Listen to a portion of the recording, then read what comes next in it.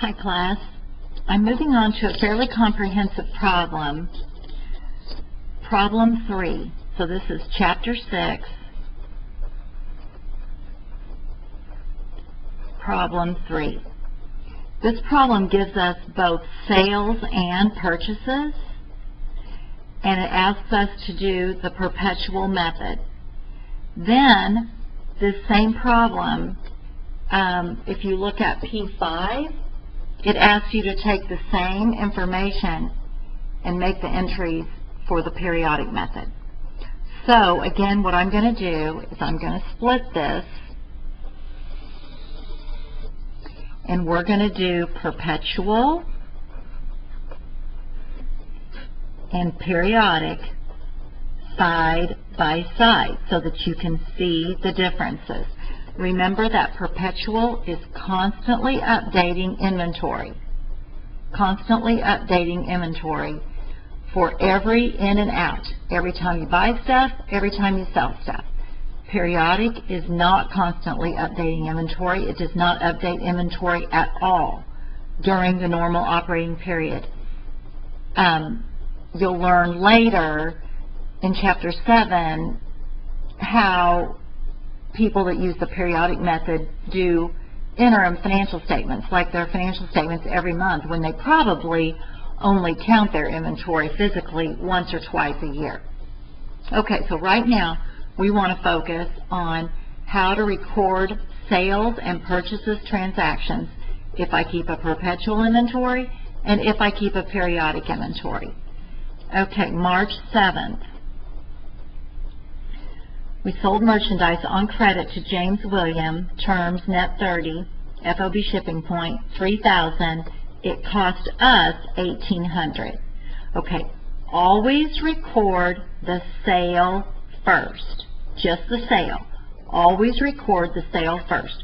We sold it on credit, so that means a debit of accounts receivable. Okay, you know that drill. You've done that for a long time now. $3,000. And then we have sales of $3,000. Now, on the perpetual method, I immediately update inventory for the fact that this stuff just went out the door to somebody else. So I immediately record the cost of goods sold, which I will just use COGS in the future, but for this one I'll write it out. They told us it was $1,800, and then reduce the inventory by crediting it. Remember, it's an asset, and you would reduce it by crediting it. Okay, now, if I was on the periodic method, I only record the sale. I do not immediately update inventory. I only record the sale. So that part is the same. Accounts receivable, debit, and credit sales. Okay? Do not update inventory. Okay, next one. March 8th. Purchase merchandise on credit from Leverage Company, terms net 30, blah, blah, blah, $6,000. Okay, so on perpetual, I immediately update inventory for the fact that we purchased this stuff. It said I purchased it on credit, so that means that I need to increase accounts payable. I owe them for this. I need to increase liabilities.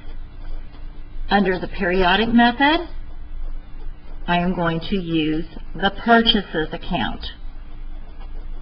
I am not going to update inventory immediately. I still owe them, so that part's the same. Okay, on March 9th, we paid Leverage Company for shipping charges on merchandise purchased on March 8th, $254. We paid them. So we're going to write a check, and please note that your author under both of these methods uses freight in. So the freight in account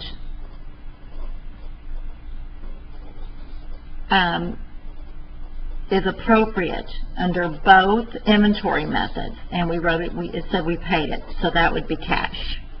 We would reduce cash.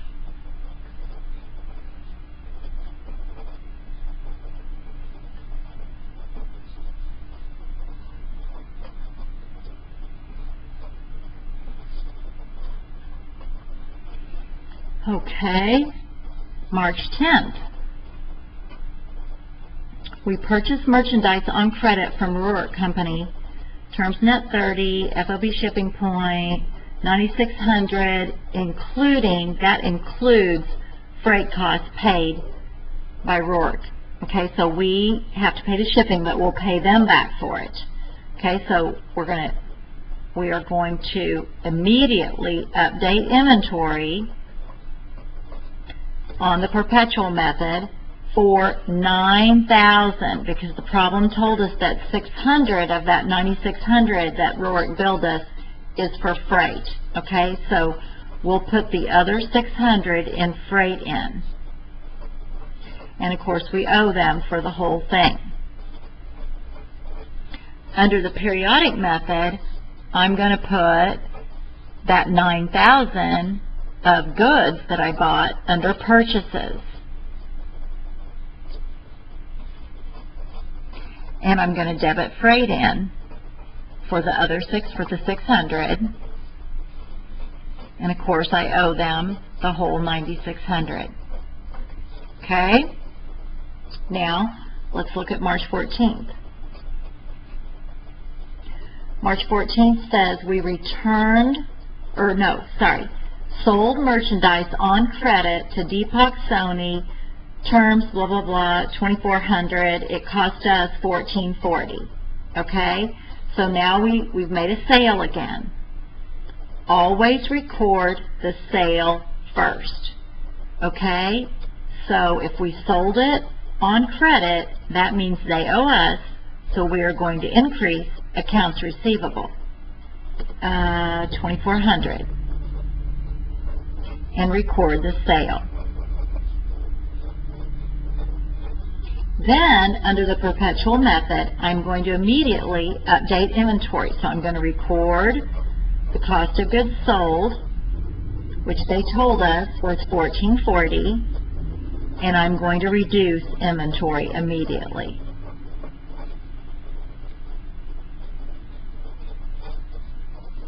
Now, under the periodic method, I'm going to record the sale, period. Okay, just the sale. Accounts receivable, 2,400. Sales, 2,400.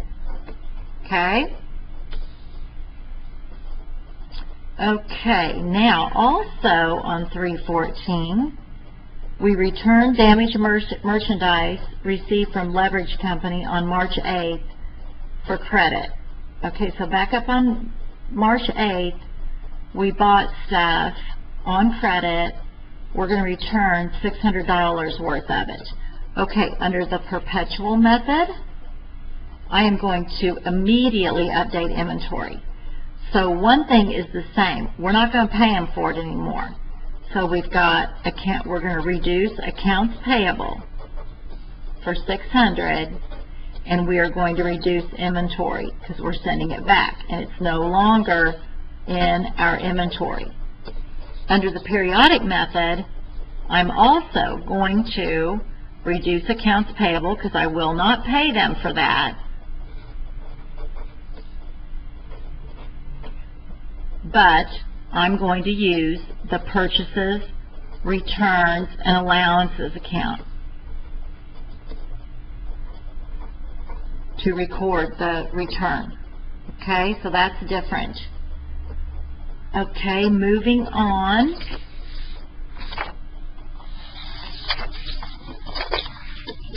Sorry, trying to keep this on one video for you. Okay, moving on to March 17th. Perpetual. Periodic. March 17th. Received check from James William for his purchase of March 7. Okay, the terms were net 30, so he owes us the whole thing. Our sale was $3,000, so if we receive a check, we're getting cash. We're going to make a deposit, and we're going to reduce accounts receivable. It's not a sale. We made the sale back on March 7th, and we recorded it in accounts receivable at that time. There's nothing that would be different on the periodic method.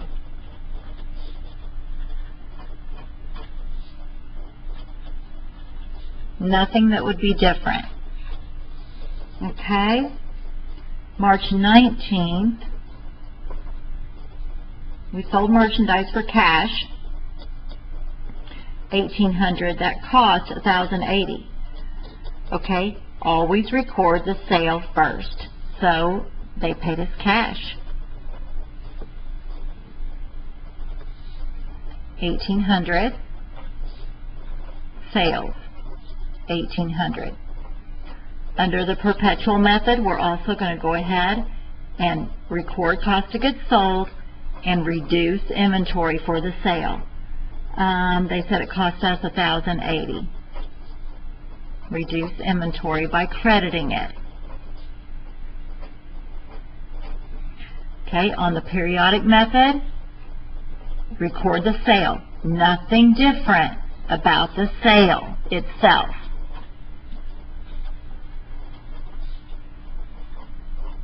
But you will notice that we do not make any entries to inventory or cost of goods sold at this time. Okay, on March 20th, we paid the Roar Company for our purchase of March 10th. Okay, did we return anything to them? No, we returned goods to the Leverage Company, so we owe them their whole bill. Okay, so on March 10th, it was $9,600. So we are going to reduce accounts payable for $9,600 and write a check for it and reduce cash. Okay, we're not doing anything to inventory. That purchase had already been recorded back on March 10th, so it is exactly the same. Accounts payable, $9,600, credit cash, $9,600. Okay, March 21st, paid Leverage Company the balance from the transactions of March 8th and March 14th. Okay, so we owe them also, but we owe them $6,000 minus the $600 that we sent back. Okay, so we only owe them $5,400. So if we'd been keeping a little T account for accounts payable, leverage, we would have increased it when we bought the stuff, decreased it when we sent stuff back, and now we owe them $5,400. Okay, so we're going to debit, reduce accounts payable $5,400, and write a check. Credit cash. Nothing would be different, again, under the periodic method. We still owe them that same amount of money, and we were messing with inventory back when we bought it, not when we're paying for it.